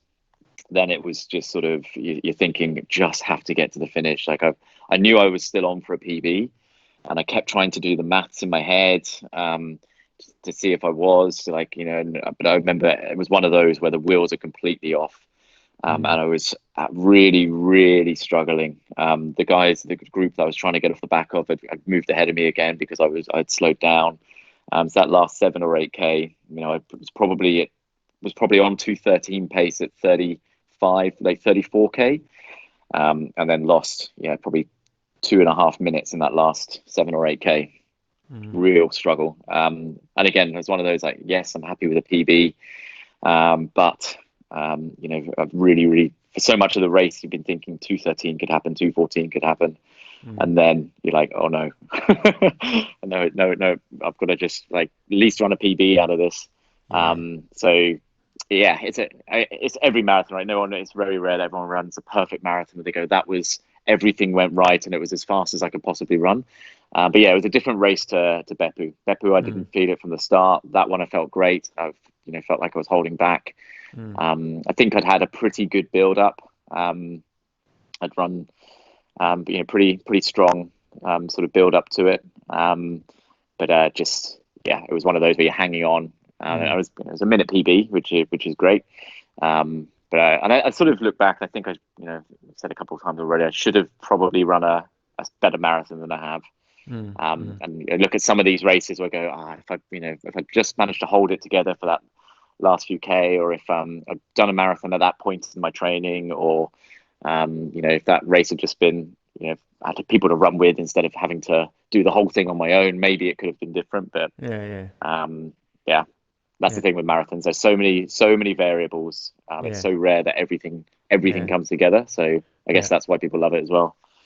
yeah. They're a hard monster to get right. I'm just thinking back in hindsight. Let's just think when you drop a 320 and then you drop a 328. Um, if you didn't look at your watch and see that 328, and a couple of guys came past and said, "Come on, Ben, let's just come with us," and you reckon you could have run quicker? Like I'm trying to, which I'll touch on soon, but talking about the mental side of things. As soon as you see yourself run, I'm only talking off my own personal experience here. Maybe you can sort of link to it as well. If when you feel you maybe run a slow split and you look down, and you see that slow split, you can straight away mentally start to think, okay, now it's getting really, really tough, really hard. So I wonder how mentally that can turn things around, and you actually run harder or heavier than you probably would have if you hadn't looked at it. You know what I mean? It's that feedback that I am running slow, the feedback from the Yeah, watch. But if you just ignored it, you can just sort of stay on top of it more mentally. Yeah, if you sort of know where I'm yeah. going. So I think Yeah. it's a good point. Mm. And look, my coach Ken Green at the time, old school sort of guy, he'd be the one that's saying, "Don't wear a watch. You just run by feel." I'm Mm. a sort of, I like the stats and the data and the thing, and so uh, it's. You could well be right. You definitely, sometimes when you look at your watch and the way you feel when you see that split, can make you feel great, or it can make you feel like, oh no, this is it, it's gone. Sometimes you're better off being ignorant and blind of it and just running by feel. Mm. Um, I think it depends. I think it could Yeah. be. I think sometimes look at knowing your splits so that you just are aware of what pace you're going, and you haven't gone off way too hard, which is the worst thing you can do, but it's Yeah. also so easy to do. Yeah. You're right. I think there's definitely times where you look at it and go, now that I know I'm slowing, Yeah. Yeah. there's no uncertainty, that you can't convince yourself that Yeah. Yeah. that you're still going okay. You know it, Yeah. and you probably can or do mentally give up a little bit. Mm. I think that's probably it can happen. Yeah. Um, I, and I think I, I know sometimes that you're better off. Yeah, yeah, I start to look at I try not to look at it. I don't have any notifications going off, and generally when you're running well, so I don't feel I have to yeah, look down. Obviously there's always that concern that maybe you're running too quick, but that should only be in the opening couple of Ks. But I think when you're running well, but I find actually start looking down when I'm getting tired. So that's what I'm getting at. And then you start get that yeah, feedback you are running slow. But if you don't look down there, you can just tell yourself, no, you're just feeling tired, but you're still moving quite well. But yeah, it's that's the battle of running a marathon or most distances, isn't it? yeah. And I think you're right. And I think I've run a few marathons without a watch.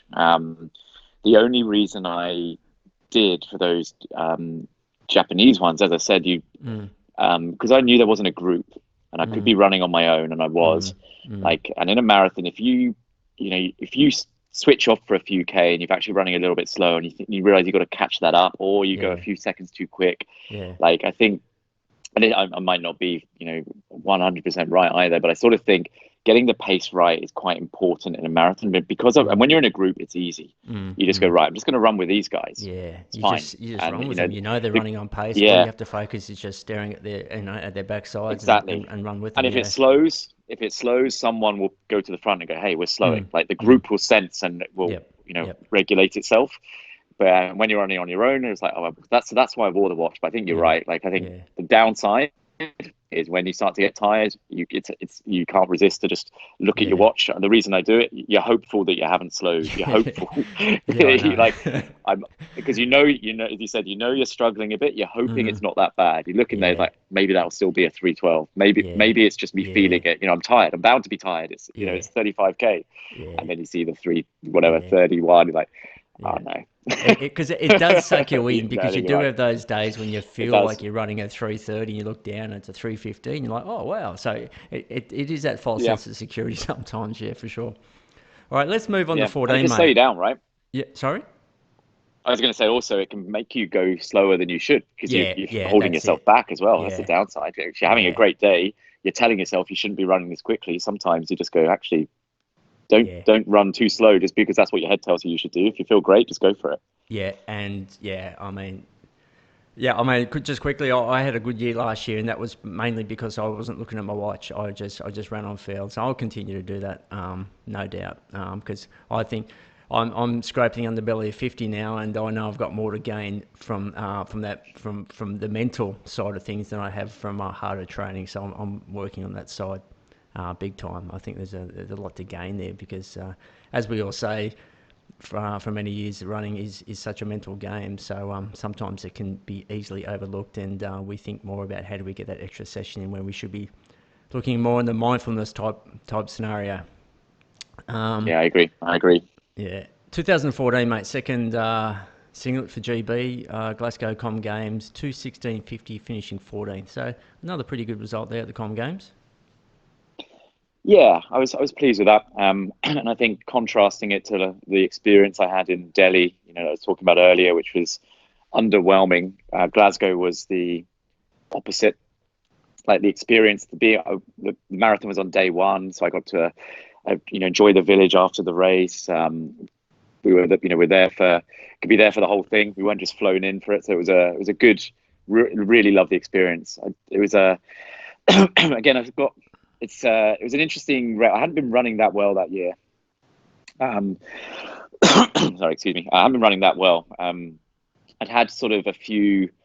I guess a few maybe tweaks to my training. I was thinking I should be doing some longer stuff. I was also trying playing around with my diet a little bit. I've been talking to some people that said, reduce some of the carbs you eat and rely more on fats. So I've been playing around that a little bit. Mm, mm, I'm not sure whether it made much difference. I mm, think maybe I didn't do it well enough, but you do, one thing you lose with that is you're having quite a lot of training days where you're not 100%. And obviously you're focusing more on, I guess I've been focusing more on not dying in that last 7 or 8K of a mm, marathon, being more of an yeah, endurance, mm, mm, proper endurance focus. mm, I knew that I had speed mm, for a marathon runner. mm, And I think I'd looked back at, I said, I've been running fast for 5Ks, 10Ks, but the marathon wasn't quite coming off. So I consciously tried to make a bit more of a shift. I didn't think running more miles was the answer mm, mm, because I think there's a limit to the amount of training the body can take. So I didn't think just do more training was the answer, but I was like, maybe I can train my body to be a bit more of an endurance engine, if you mm, like. mm, And I've been talking to a few people about that.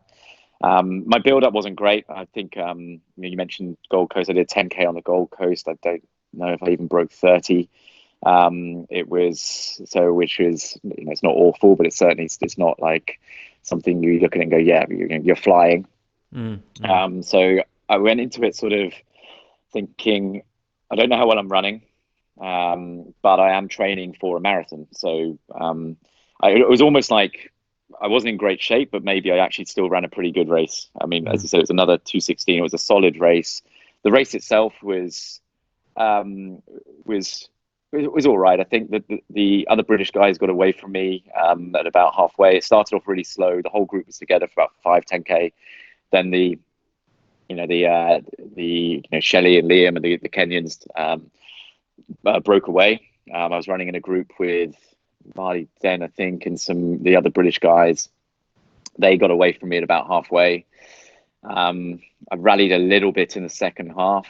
I think we went through halfway in about 67. mm, And then I was sort of stuck on my own. And I rallied a little bit. And I think I was like, a couple of them were coming back to me towards the end, but yeah, I sort of I wanted to race those guys. I wanted to be sort of one of the first Brits or the first mm, Brit at least. mm, But it was it was one of those. It was I've got mixed feelings again for mm. it. It was a solid race, but not spectacular. But the experience was amazing. Yeah, I was Like going to say the crowd in the streets. the, It, the look, it looked it crowds were looked pretty great. awesome. Yeah. Yeah, it was. It really was. The crowds on the streets were incredible. It was like you go out in the town afterwards and walk around, and everyone because you're wearing your pass because you need it to get back in. So Mm, everyone wants to talk to you about it. like the whole town was, the whole city was um, alive with it. So they, the Scottish people there loved it because it was Yeah. in the UK for me. That was Yeah. amazing. Yeah. So I could fly back to the UK. My friends could come and watch, my family. So it was brilliant to go back and do a home championships. Yeah. Yeah. Um, so Yeah. that part of it I loved. I think the only thing, I mean, on the day, I think the Commonwealth Games, you've got a chance of a medal. I think the Mm. standard isn't as high as other world champs. Yeah. Yes, you've got Kenya, which is unfortunate, Mm. but you don't have all of they don't send their best guys for a Mm. start. They don't send the Kipchogis of the world. Mm. So they're beatable. And in a marathon, you can sneak a medal Mm. if things don't go people's way. So Mm. I sort of went there with not expecting a medal, definitely not, but thinking, Mm. if I run well, if I run PB mode and things go really well, there's a chance. Mm. In the end, I was nowhere near. Mm. I think I was 14th that day. Yep. A lot of Yep. people had good races. Mm. Um, but yeah, you always think with the Commonwealth Games, things can happen, especially in the Mm. marathon. Yep. So mixed feelings on the race, but yeah, as I Mm. said, the experience was awesome going back and doing it back in the UK, and the crowds were absolutely amazing. Mm. As you say, anyone can win, and not any. I shouldn't say that as disrespect, but obviously anyone But besides it's a bit Kenya more of a can win lottery. Yeah, because Michael yeah, Shelley picked up the gold and did it again in he Gold did. Coast 4 years later, Amazing run. and Yeah, in that fantastic. crazy day. Yeah, yep. Yeah. Mate, sort of looking back at your career now, what do you feel was your sort of your best asset or strength in training and or racing? And then after you've answered that, we'll sort of flip it over to what you think your biggest weakness or hurdles might have been sort of to overcome in training and racing. Let's Yeah. talk So I about think in the marathon distance, let's say. Yeah, so I think for me, I was good at absorbing the training. So Yep, yep, and what by that I mean like I can soak up the miles. The more miles I did as I grew my training as I got older, the more I mm, improved. mm, I wasn't someone that was super fast on the track as a junior, mm, and then just moved up the distances. I actually, the more miles I ran, the better I got at any mm, distance. mm, And so mm, some people struggle to be able to keep the mileage going, and either they're too tired or they get injured a lot. mm, mm, Obviously, I had the odd injury issue, but mm, so I think one asset I had was I could get those long runs and the mileage. I could cope mm, with that. mm, So I could cope with that well. mm, And for a marathon, pretty much everyone, you need to be able to get the miles done. So mm, I think that's definitely one. mm, I think um, as well. I sort of show. I think I was always. I had trust that consistency would get me there. And I mean that I improved as I got older, and but not I tweaked the training and I do a little bit more. But I was not impatient that it had to happen now. I mm, think a lot of people when they're running, they'll go right. I've just got to do loads and loads of training, or I've got to absolutely destroy myself in all these sessions because I have mm, to be, mm, I have to get better for this thing here. People can overtrain or do too much. And I think I was, I had the faith that it's the consistency that is the most mm, important thing. It's the, getting all of the sessions done, not, not smashing yourself in a certain session. yep, So I think, and, I think a lot of people don't have that or don't do yep, it enough. mm, So I think being able to just go right, consistency is what I'm going for. Getting mm, all of these runs done. mm, mm, Um, I think in racing, like one of my strengths in the races, I think I quite like front running. I feel most comfortable when I'm at the front of a group and I'm pushing the pace. I wanted to try and break people early. That sometimes is a negative. Sometimes people can sit there for a ride, but I was pretty I think pretty happy or okay with like, right, okay, just go hard from the gun. yep, Um, I'm not someone that would say, right, I'm just going to sit in all the time behind these, and I'll go hard the last K or two. My best style, my best races that I ran hard were ones that I ran hard pretty early. Um, so I think that was, something that was sort of my racing style, because I didn't have a massive sprint finish or so on. But I could consistently, get to that front and run and keep that pace hard, keep it, really honest. So I think that's probably my strength from a racing perspective. Yeah, so I think that's probably most of it. I think generally, I think the biggest asset I had, I think, as I said, was being able to absorb those miles. I think that's still, be able to recover from it, get it done again, and get good quality in the mix of the mileage was the best thing for me. And you mentioned earlier you're pretty much capping it about the 160k mark. Like, I mean, obviously there's a lot of guys out there that are going 220s and 240s. You never felt the urge to go up there? No, not really. So I did do, I think, probably 160 was sort of my, as you said, my sort of average. I would hit 180 quite regularly. Bigger weeks, like you just load it up a little bit more for a week or two, and then come down. I sort of felt after that I was just, I mean, firstly, just time. I was working, the amount of time to actually be able to get all those runs done. Whenever I did do, like, I think I've done a few 210s or 220s, and I sort of, when I dabbled with it, it didn't I didn't feel like I could keep the quality there. So it felt like I was having to run a lot slower. The sessions were not as strong.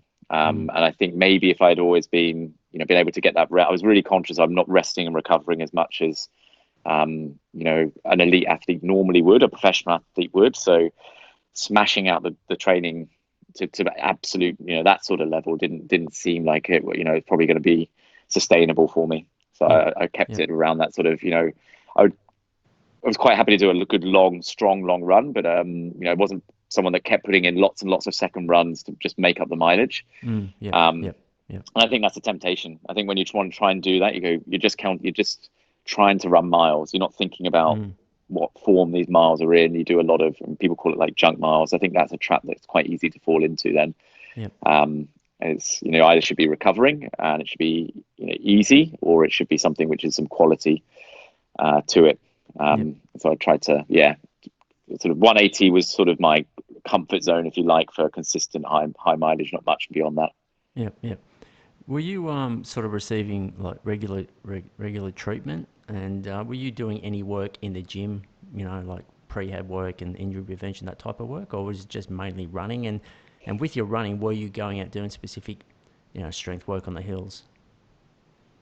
So I was someone who was really, really bad at all the all the gym and prehab stuff. I hated it. So it was, I should have done. I did do a little bit when I was having injuries, but it was probably my worst thing was I did no gym work. And it was, something that people would say I should, I don't know, they're right. I should have done more. I just hated doing it. And, trying to find that extra time to do it and things. It was the first thing that I would make excuses for. I was trying to get in like maybe a massage once a week or so when I could. Probably didn't do it every week, but most weeks I'll just try and get one in. But yeah, I think the thing that I neglected most was checking I had the right, strength in the right places, making sure I was, balanced and strong, and I should have done more gym work generally. Like I've had, recently just much lower level with things like, my glutes are inactive and all these things that you get from sitting down. And as you get a bit older, these, I wasn't doing that MOT, if you like, around, is everything working as it should? Is everything as strong as it should be? That was something that I definitely should have done more on. I'm sure it would have made me, better. I mean, it changes your form, right? Changes your biomechanics. It changes your efficiency, as well as obviously your strength and ability to cope with stuff. So that was probably the biggest downfall of things I didn't do. I was bad at that. And then a little bit of massage and things here and there. Obviously, when you get injured, you focus quite heavily on, right, I'm going to do these exercises. I'm going to stretch more. I'm going to do the exercise. I'm going to do get a lot of deep tissue work done. But when you start to when the injury starts to go away, it's not top of mind, and I would Yeah. neglect it a little bit. Yeah, Yeah, a lot of us fall into that trap for sure. Keep physios will yeah, never go broke. Yeah. that is true. All right, let's go back. To flip it back over, mate. Uh, what you think was one of your biggest weaknesses or hurdles that you had to overcome? Was there something that just kept popping up and you started to sort of notice it being a regular occurrence, or there might not have been anything?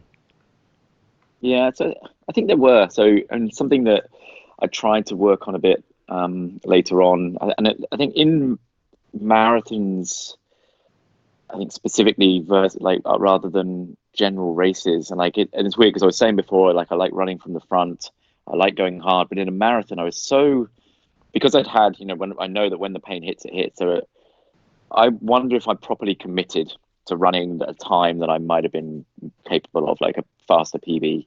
Mm. Um, I think there are moments in marathons and races when I look back where a group has moved away, and I've just not because no, not yet. I've let them go. I've been more focused about the time Mm. rather than the race. Yep. Yep. And I think part of it was I was wondering if I was worried about how hard it will hurt me, like Mm. how much it might hurt Mm. if it goes wrong. Mm. Because the end, anyone that's done a marathon will know, like when it goes wrong, it's pretty horrible, Mm. and that feels like a long time that you're out there just trying to get to the finish line. And I actually saw a couple of sort of sports psychologist people and saying, look, how do I get in my head? Not I'm worried about how much this is going to hurt later, but actually, think about I want to do this, like try and do that. And I spoke to a guy in Sydney that sort of said, we've got to try and build this into your training. You've got to try and part of the training session now and then will be just to cope with extreme discomfort. The times Mm. don't matter. So he would Mm. say things like, if you're doing a rep session, say 10 times a K, you're going to run the seventh one as hard as you can, Mm. flat out. Mm. And then you're going to struggle your way through 8, 9, and 10, just to see what happens, just to sort of make yourself feel, what does that feel like? And his theory was that actually it will feel hard, but it probably won't feel as bad as he thought it would be. And he said similar on a long run. Sometimes on a long run, like let's say you're doing 2.5 hour long run, at about the 1 hour 45 mark, just do a really hard 15 minutes, like Mm. a strong effort, and then see what that last half hour is like. I think I didn't do enough of it, or maybe I only sort of thought about it too late to say whether it actually made any difference. Because I think when I started doing that, I only ran maybe even one marathon more, sort of 2016 sort of time. But yeah, I think I think I always felt like that was my biggest weakness in the marathon, was that I worried too much about going too hard too early, and I didn't race it enough, Mm. and maybe I didn't fully commit Yep. to something because I was worried about basically hitting the wall later and how hard that might feel. So I think that was my biggest thing. I think Yep. training, obviously, like you commit hard to the training. I never felt like I took an easy way out in any of these things, but on race day, I always had those doubts whether that was maybe an issue for me. Yep. Yep. Yep. Okay. Right, yeah, mate. Let's move on to a different subject here. The new shoes, mate. How are you finding all these carbon plates and new foam technologies, mate? Like, I'm loving the feel of the foams that's going around at the moment. Yeah, but yeah. How do you find? Yeah, I assume you're still running them and you've tried them out. Yeah, so I actually recently just tried just tried them for the first time actually. Mm. A pair of the Nike ones, not the brand new one, one of the earlier models. I mean, look, I think my personal experience is, and I'm not at the level I used to be, but I wore them for I did a bit of I guess a tempo fartlek session in them, Mm. and Mm. I was running faster in them than I thought I would be. Mm. I was sort of looking at it going, wow, I'm either Mm. in pretty good shape at the moment, Mm. or Mm. these shoes are definitely making a difference. Mm. Mm. Um, Is so that the I next mean, percent? personal experience, yeah, the next Yeah. percent, I think that's the ones. Yeah. So personally, they feel. Yeah. I mean, they feel very weird. Like Mm. when I'm Mm. running in them, the feel of the shoe, whether it's I guess the height or the material, does feel unusual. Yeah. Yeah. Um, and weirdly, like I picked up this injury I've had now, sort of after doing, whether it's because I ran hard or whether the shoe changes your biomechanics a little bit. Obviously, don't know. But yeah, that actually caused me to, after that sort of hard effort I did in those shoes, I got a bit of a. That's when my sort of patella tendon had a bit of an issue with. Generally, with the shoes, I think. Look, I sort of think that it's definite that times are getting so much faster. I think I'm a little bit on the fence. Like, is that just part of things? Technology gets better, things progress. I wonder if maybe Nike or it's going to become more about the patents, and there's going to be too much of an advantage that one company is going to, and therefore the runners that run for that company are going to have over others. I sort of see running as a very pure sport. The shoe's job really is to protect your foot from getting hurt, than to make you faster than you already are. So I sort of see that's not the case in all sports, but I sort of see that is the case for running. So I guess I'm a little bit against the shoe actually making you faster than you would be without it. But it's interesting. Like, I think it's fascinating. Like the battles the sport is having with what is right and what is wrong. I guess the money that the shoe companies obviously want to pour into it. And then you look at the times that that people are able to run. But I think people now are just going, oh well, but it's the shoes. And there are people that will definitely be running incredible shape in their they're running times that represent the shape they're in. But people will just say, it's the shoes, or with all the EPO issues that. And the drug issues we're also having as well. It's either the shoes or it's drugs, and that's not a great state for things to be in, I think. So yeah, that's sort of my thoughts on it. Yeah, no, I totally agree. Just from my point of view, just running, I just love the way they feel, taking away the performance. They just feel nice, definitely when the foot hits the ground. But yeah, I agree. I mean, yeah, I agree with that. Yeah, there definitely are. There's definitely some speed in them. And I'm no shoe scientist, but I know with those Vaporflies and those high stack height foams and that it offloads the Achilles and calves, and actually you get nothing for nothing. So that load now moves further up the leg into the knee and upwards into the hip. So possibly the tendon could have come from running in that high stack foam in those. But yeah, I'll just blame them anyway. I'll say it's their fault. Yeah, exactly. But yeah, it's a nice shoe. Interested to see all these other ones coming on the market soon, and I guess from the other shoe manufacturers, they're stoked. I'm looking at the silver lining of COVID for them. It's given them a chance to catch up and get their shoes released and out in the market for the Olympics if it goes ahead next year. Because Nike had a big monopoly on it there for a bit, for sure. Yeah, mate, everyone's got one now. Yeah, exactly. Nearly everyone's got one. They're not all available just yet, but they'll go like hotcakes for sure. The shoe industry is not struggling, that's for sure. Agreed. So how much longer do you see yourself living over there in Singapore, mate? And will us Aussies ever see you guys back here to live someday? What do you reckon? It's a great place, mate. It's a great place. Yeah, it's great. It's grown on me. Like not that I didn't like it when I moved here, but the more I've sort of lived here, the more I've liked it. Okay. Yep. So I think there's no plans at any point to move anywhere. Okay. I think definitely it'll be probably a couple more years or so. You're not doing contract or anything. You're just over there. No, so it's as long as I have a job, then they're all good. Yeah. So like you said, you can move that position in many countries around the world. Yeah, definitely. I mean, I do miss Oz. When I've been back to Sydney loads of times since moving here. I've still got friends there. I come back and I go, this is the city. I miss the city a lot. It's amazing. So yeah, I mean, it's possible. Obviously, we've got some ties in the UK as well. Sure. I mean, I'm not one that plans very well. I don't have a life plan. Say, right, I'm going to move here at this point. So I don't know where and when. I don't want to be in Singapore forever. I think it's a great place to live for a while. I don't have kids at the moment, but sort of raising kids here is great for a while. But it is a little bit of a bubble, I think, as kids grow up and start to engage with the real world. I'm not sure that Singapore is the best place for that. Sure. And just things like, I mean, there's there is there's not much sporting culture going on. There's no crime, which is good. But I think people should realize that Singapore is not normal. That should Yep. be should realize the sort of the way of life and some of the great stuff that happens here is not the same in the real world. You don't see the challenges that a lot of people have, things like that.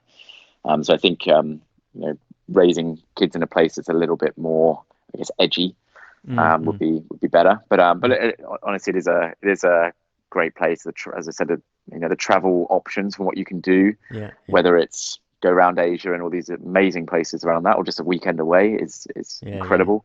Yeah, I had a look And at it's your an easy place to live. Instagram posts, and there was lots of little holidays away, and lots of fine Yeah, food that you're eating there, and yeah, and lots of cats, mate. yeah, You like your cats, mate. yes, yeah. That's true. I've got a cat.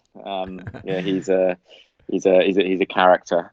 Yeah, Yeah, he's good fun. But yeah, I mean, Singapore's great for socializing as well. yeah, It's easy to get around. Public yeah, transport works amazingly. Taxis are yeah, cheap, yeah, as you said. Lots of restaurants yeah, and yeah, bars, and it's good weather. yeah, It's yeah, sunny and 30 degrees every day. Not so great yeah. for running, but it is good Sure. for sitting on a in a bar on a beach and Yeah, yeah, having some beers or something like that. yeah. Okay, mate. Where can listeners follow you along, mate? Yeah, happy to share any social sites or anything like that. Yes, I've got a blog that Mm, I haven't updated for a while. mm, I think benmoreau.net. It has got a few sort of, I guess, experiences I've written after races I've done that, we've chatted about as well, and some things that I've put on there. yep. I'm on Twitter, and you said Instagram as well, so people can follow on Instagram. I'm on Twitter as well. Okay. Yep. So yeah, as you said, probably what people will see is a mix of things, a little bit Mm, of running, mm. some cats, some travel, some Yeah, yeah. food things as well. So Yep. it'll be Yep. a blend. Right, yeah. I'll But just yeah, you happy? I just whack those links in the show descriptions. yeah, no Yep, problem, that's no cool. problem. Yep. Hopefully no one give you a hard time, mate. Mate, Yeah, that's true. Yeah, really appreciate you giving up your time, mate, on a Sunday over there, mate. And thanks so much for sharing your story with us all. And best of luck for the future.